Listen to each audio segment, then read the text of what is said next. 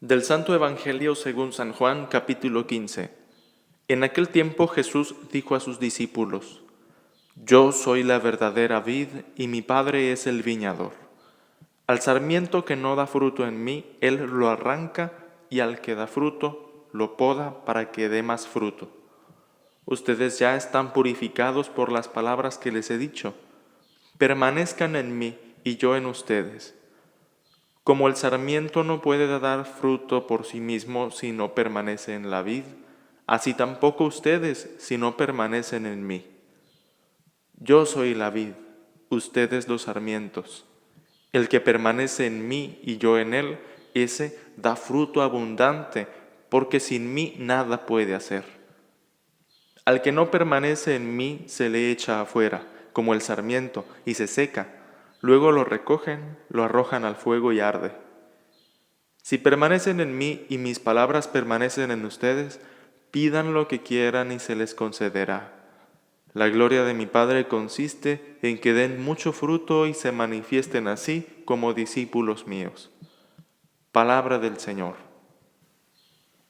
En esta quinta semana de la Pascua, durante las misas de diario, vamos a estar escuchando la lectura corrida del Evangelio según San Juan, capítulo 14 y 15, en el discurso de despedida de Jesús. Ahora, en este Evangelio de domingo, Jesús toma una imagen muy querida para el pueblo de Israel respecto a la relación con Dios, la imagen de la vid y los sarmientos. Sabemos que la vid se siembra para cosechar la uva y de ella obtener el vino. La meta de la siembra y del cultivo de las vides es poder llevar a nuestra vida un poco de alegría y también subrayar y celebrar los momentos especiales con ese vino que alegra el corazón de los hombres, como dice el libro de los Jueces. Capítulo 9, versículo 13, el vino que alegra el corazón de los dioses y los hombres, es decir, de todos los seres vivos. Y en esta imagen de la vid y los sarmientos es importante incorporarla a nuestra vida espiritual para saber que es diferente vivir en unidad con Dios a vivir en la presencia de Dios. Una persona puede vivir perfectamente en la presencia de Dios y sin embargo no ser feliz. Me explico. Porque en todo puede estar pensando siempre, Dios me mira, Dios me acosa, Dios es como un stalker invasivo al quien todo se le presenta, tanto lo que hago y como lo que pienso, lo que digo y lo más íntimo de mi corazón.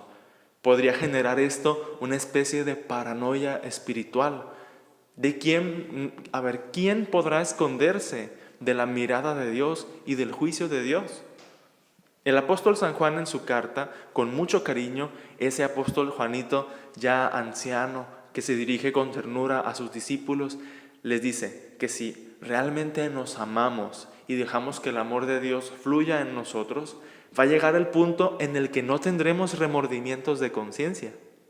Qué curioso, no dice que dejaremos de tener remordimientos de conciencia porque vamos a ser unos desvergonzados y que no nos importe que Dios esté siempre mirándonos, sino que nuestra conciencia ya no nos va a remorder porque vamos a vivir íntimamente con Dios, con tanta cercanía, con tanta confianza, que todo va a fluir de manera natural.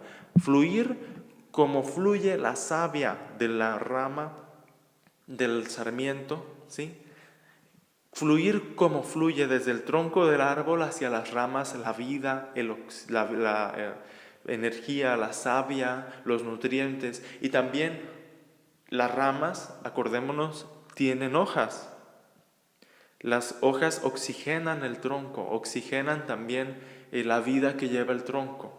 No estoy diciendo que Dios necesite estar unido a nosotros para sobrevivir como la vid necesita de las ramas y las hojas que están en las ramas, sino que nosotros somos los únicos que podemos introducir en la vida de Dios algo de este mundo humano y enriquecer así la comunión de vida.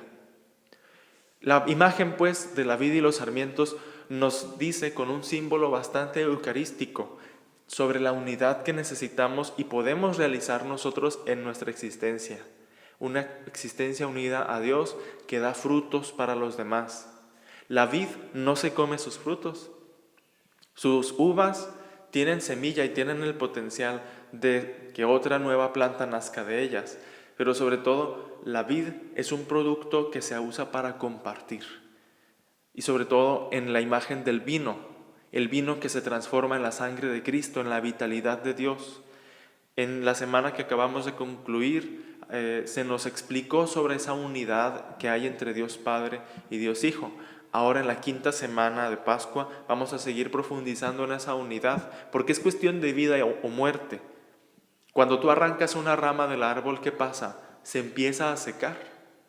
Y hoy los avances de la biología nos dicen que un árbol es un organismo que tiene capacidades de recibir, no voy a decir de sentir, pero sí de interactuar de tal grado con su medio que es como si tuviera sentidos, como sentidos del tacto, por ejemplo.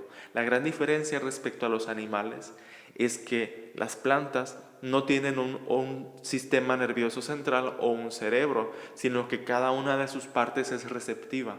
La hojita, el ápice de la raíz, la rama y el tronco. Dicho de una manera muy sencilla, cuando arrancas una hoja del árbol, el árbol no lo siente, pero la hoja sí lo siente. Es una imagen extraordinaria porque realmente cuando nosotros nos separamos de Dios, no es que a Dios le afecte, claro que le preocupa o le concierne por su amor de Padre hacia nosotros, ese amor queda ineficaz, pero quienes realmente sentimos la separación somos los seres humanos. Podemos pedirle al Señor que nos aumente esa sensibilidad para que cualquier ruptura o cualquier separación que atente con privarnos de la vida divina nos encienda la alarma. Lamentablemente hay personas que a pesar de saberlo, de que vivir en una situación de pecado externa, por ejemplo, en una situación irregular, infieles a su matrimonio o infieles a los compromisos sacerdotales, hay personas que aún sabiendo eso, pues se alejan de la gracia y de la vida de Dios. Y no juzgo a estas personas. Sin embargo, me cuestiona mucho el pensar que no hagan el intento de regularizar su situación para poder seguir obteniendo la fuerza que viene de Jesús Eucaristía. Alabo yo también y reconozco a muchas personas que en situación irregular buscan la gracia de Dios y no se alejan del tronco y no se alejan de la vida que les viene de Dios. Y en general, todos los que estamos en situación ordinaria, ¿qué tanto dejamos que fluya la vida de Dios en nosotros?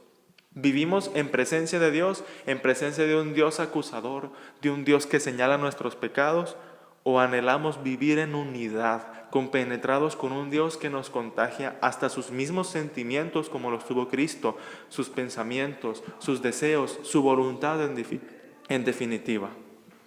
Que este domingo tengamos la oportunidad de recibir la comunión y de dejar que esa vida de Cristo, esa vitalidad de Cristo se una a nuestra propia vida. Que así sea.